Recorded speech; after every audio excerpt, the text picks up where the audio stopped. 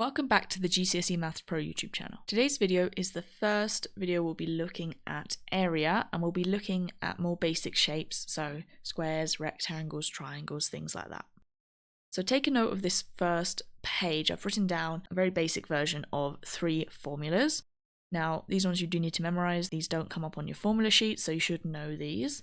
We've got the area of a square or a rectangle, it's basically the same thing, is length times width. So the two sides multiplied together. The area of a triangle, now there's 2 ways to write this, but this is kind of the more straightforward way, is the base times the height divided by 2. And you might have also seen I'll write it down as half base times height. It's exactly the same thing. Okay, whichever of those two you prefer to remember, absolutely fine. The area of a parallelogram, so that's the ones that are kind of like rectangles but slanted, where they have all parallel sides, like this, is the base times the perpendicular height. Now the perpendicular is where they're at 90 degrees, isn't it? 90 degrees. So when we're working with area, we're never going to use a diagonal or a slanted side, okay? They always have to be perpendicular sides. So if you think about it with like a rectangle or a square, this is obviously 90 degrees, isn't it? You're going to do the length times the width. Okay, fine. With the area of a triangle, if you have a right-angled triangle like this, that's 90 degrees. Well, that's the base and that's the height.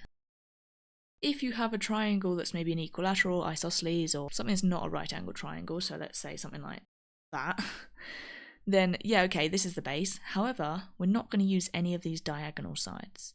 The height is this bit here, and that's the 90 degrees. So it's not a side necessarily. They have to give you an extra measurement there. Same with our parallelogram. Okay, yeah, base is this one, that's fine. But you would have to use the perpendicular height, so it won't be necessarily a side, okay? So if it's a diagonal side, just think, right, I can't use that when I'm working out area. It has to be perpendicular measurements.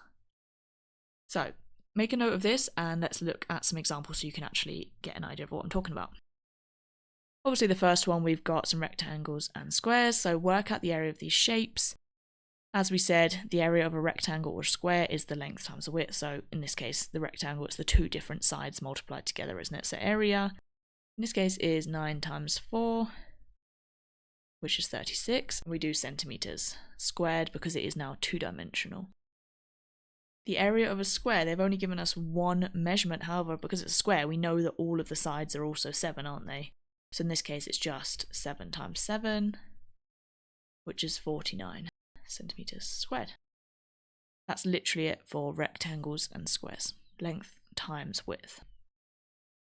Okay, now we're looking at some triangles. Remember, it was base times height over 2, or half base times height, whichever you prefer. I'm going to write it here so you can see it as well. Base times height over 2. Don't forget to divide it by 2, otherwise you end up with effectively what is a rectangle. If we were to just do base times height, 20 times 14 only, and not half it, then that would be a whole rectangle, wouldn't it? So it's kind of based off of a rectangle, but we're halving it. Triangles are always half of some form of rectangle. So in this case, this one's obviously a right-angled triangle, so the base and the height are just those there, aren't they? That's the base, that's the height. So in this case, the area is 14 times 20, and then don't forget to divide it by 2, which should give you 140 centimetres squared. This one over here, which again looks like some kind of equilateral triangle or isosceles, doesn't really matter. We can't assume what it is. It hasn't told us. However, you can see that they've told us clearly the base is 6, but you see how now we have this height. It's not necessarily a side, but it is the perpendicular height. So in this case, I can't use one of these diagonal sides. I have to always use measurements that are perpendicular. They're 90 degrees from each other. So the base 6 times by the height is 5, and then half it again. So we get 15 centimetres squared. Okay, so the most important thing with triangles is just remember, you always divide it by 2 at the end. Okay, we have some more triangles here. These are more like scalene triangles, but as you can see, we've only been given these 2 measurements. So the base of this first one's obviously the 18, and the height in this case is the perpendicular height, so the 10. So we've got base times height 18 times 10, and then over 2 because we're always halving it for a triangle, which should give me 90 centimeters squared. And this one over here, okay, it is rotated. However, you can always pick up your page and just rotate it back. In this case, technically the base is still the 8, isn't it? If we were to imagine looking at it sideways, the height is the 4. It doesn't really matter which way around you multiply the numbers. Like if I do 8 times 4 or 4 times 8, doesn't matter. I'll still get the same answer. So just remember at the end, we have to half. We have to divide by 2. So we get 16 centimeters squared for that one. Okay, so now we've got some parallelograms. Again, you can see parallelograms do have these slanted sides, which we cannot use. Okay, we cannot use slanted sides. They have to always be perpendicular. So the area of the parallelogram is the base times the perpendicular height. Okay, so not necessarily a side, but in this case the dotted line.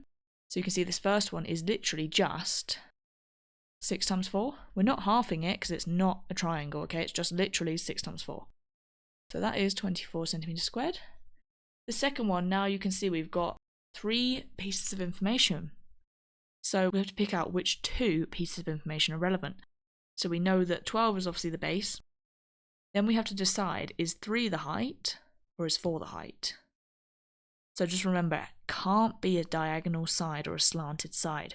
So in this case, we have to eliminate the 4. We cannot use 4 as a part of our area. Okay?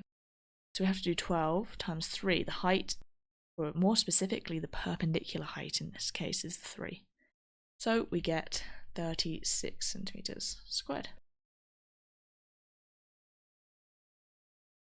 Okay, so for this question we've got which of these shapes has a larger area. So obviously we're going to actually have to work out both of the areas first and then just see which number is bigger. So for the square, the area we know is length times width, which is obviously for a square the same thing. So it's going to be 8.5 times 8.5, and that we will put in our calculator. So 8.5 times 8.5, or 8.5 squared, gives us 72.25 centimeters squared. Now, for the rectangle, it's effectively the same thing in terms of being length times width, isn't it? But obviously for a rectangle, you do have different lengths and widths. So we've got 12 times 6, which we should technically know is 72, but either way, you can double check in the calculator if it is a calculator question. 72 centimeters. Now, in this case, obviously we've done the working out, but they've asked which of these shapes is larger. So you do have to kind of put a little therefore and decide. Therefore, the square. You don't have to write a sentence, just make it clear which of the shapes you've decided is obviously bigger.